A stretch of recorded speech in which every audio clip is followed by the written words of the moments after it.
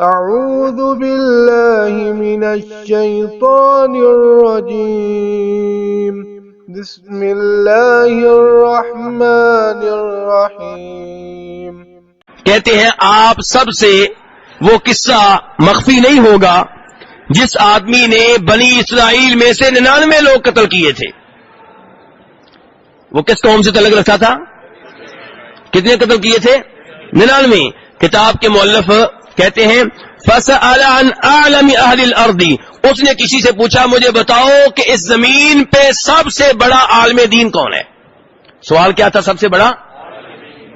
اچھا جواب کیا آیا؟ فَدُلَّ عَلَى رَجُلٍ عَابِدٍ، اس کو جس کے بارے میں بتایا گیا وہ عبادت گزار تھا، یعنی کہ عالم دین نہیں تھا۔ میرے بھائی دھیان سے، ہر داڑھی والا عالم دین نہیں ہوتا۔ عبادت گزار بڑے ہیں، نفل پڑھنے والے بڑے ہیں، لیکن ضروری نہیں کہ ہر داڑھی والا عالم دین بھی ہو۔ اور عالم دین بھی کون سا؟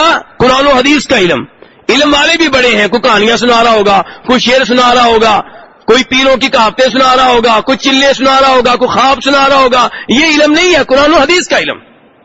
اب اس آدمی نے سوال کیا کیا تھا؟ مجھے کون بتایا جائے؟ دین کا سب سے بڑا عالم۔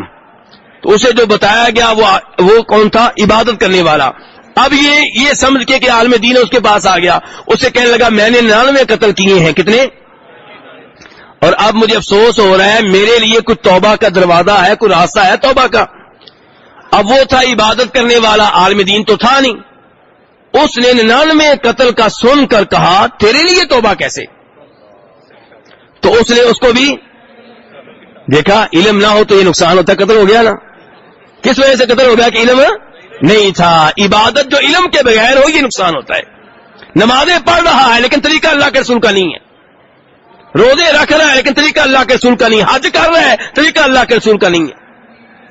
اچھا جی، اب وہ آدمی جو تھا اس نے 100 پورے کر لیے، اس کے بعد پھر اس نے پوچھا بھائی مجھے کوئی عالم دین بتاؤ، تو اس کو اس دفعہ عالم دین ہی بتایا گیا۔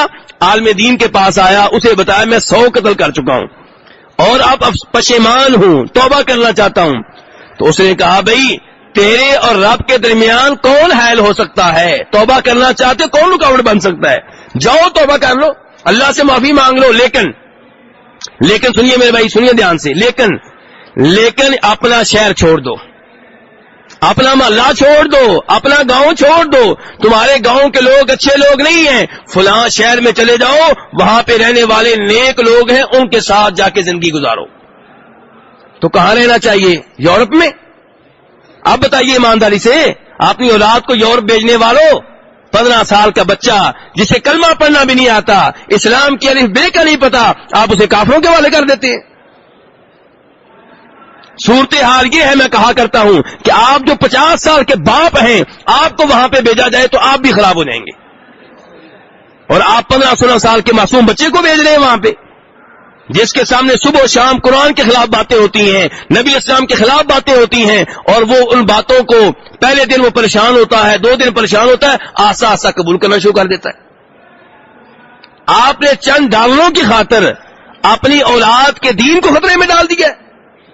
یہاں پہ توبہ کے لیے وہ کیا کہہ رہا ہے کہ اپنا محلہ، کیونکہ وہاں کے لوگ اچھے لوگ نہیں ہیں۔ اب یہ آدمی نکل کھڑا ہوا، سچی توبہ اسے کہتے ہیں۔ ہماری توبہ کیا ہوتی ہے؟ مولوی صاحب سے کہتے ہیں مجھ سے گناہ بڑے ہوتے ہیں، کچھ بتائیں۔ اب ہم یہی کہہ سکتے ہیں گناہ چھوڑ دے، بس پوچھ لیا، گناہ پھر بھی چھوڑتا نہیں ہے، نہ ماحول تبدیل کرتا ہے، نہ دوستوں کو تبدیل کرتا ہے۔ کہتا جی میں نے سگریٹ سے توبہ کی تھی، شراب سے توبہ کی تھی، بدکاری سے توبہ کی تھی، پر پھر شیطان مجھے سراسے پہ لگا دیتا ہے۔ کیوں؟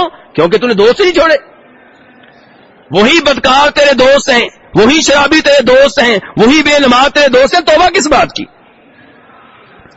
تو فرمایا یہ آدمی اب اپنا گاؤں چھوڑ کے جا رہا ہے ادھر، راستے میں موت آ گئی، راستے میں موت آ گئی۔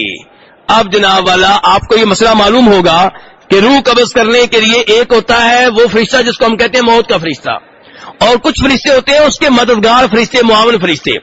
جب یہ موت کا فرشتہ روح قبض کرتا ہے تو یہ جو معاون فرشتے ہیں، مددگار فرشتے، وہ اس سے روح فوری طور پہ لے لیتے ہیں۔ اب وہ جو معاون فرشتے ہوتے ہیں وہ اگر روح اچھی ہو تو فرشتے جو آتے ہیں بڑی اچھی حالت میں آتے ہیں، جنت کا کفن لے کر آتے ہیں، کس کے لیے؟ جسم کے لیے نہیں، روح کو قبض کرنے کے لیے. کون سا کفن لے کر آتے ہیں؟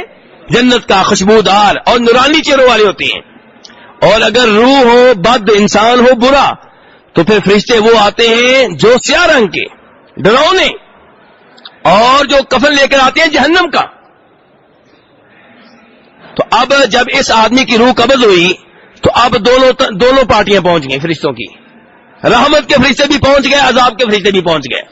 وہ کہنے لگے ہمارے والے کرو، کیونکہ اس نے توبہ کر لی تھی. وہ کہنے لگے نہیں، ابھی تو توبہ کے لیے جا رہا تھا، لیکن نیت اچھی تھی اور نیت کے مطابق عمل بھی کیا تھا. صرف نیت اچھی نہیں تھی، عمل بھی کیا تھا. اپنا گاؤں چھوڑا تھا کہ نہیں چھوڑا تھا؟ چھوڑا تھا. اس لیے ان کے درمیان کسی اور نے آ کر فیصلہ کیا کہ ایسا کرو، جھگڑو نہیں، جس گاؤں سے یہ آ رہا تھا وہاں سے لے کر جہاں اس کی روح قبض ہوئی ہے فاصلہ ماپ لو، اور یہاں سے لے کے جہاں جا رہا تھا وہ بھی فاصلہ ماپ لو. دیکھو کس گاؤں کے قریب تھا. اگر اس گاؤں کے قریب ہے جدھر جا رہا ہے تو پھر رحمت کے فرشتے اس کی روح لے کر جائیں گے، اور اگر اس گاؤں کے قریب ہے جدھر سے آ رہا ہے پھر عذاب کے فرشتے اس کی روح کو لے کر جائیں گے. اب اللہ کو اس کی توبہ اتنی پسند آئی، اللہ نے اس گاؤں سے کہا جدھر جا رہا تھا اس کے قریب ہو جا، اور اس گاؤں کو کہا جدھر سے آ رہا تھا تو دور ہو جا.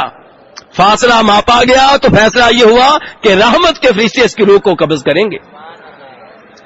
بہرحال کہنا کیا چاہتا ہوں، علم کی اس میں شان کیا ہے کہ وہ جو عبادت کرنے والا تھا لیکن علم کی دولت نہیں تھی، وہ خود ہی اس کو بھی مروانے لگا تھا، خود بھی مر گیا. اس کو بھی مروانے لگا تھا، وہ تو اس نے پھر ہمت کی، پھر دوبارہ سوال کیا کون عالم دین ہے، تو اللہ کا فضل ہوا تو بچ گیا. اس لیے علم میرے بھائیو، علم عمل سے پہلے ہے. عمل آپ کس پہ کریں گے؟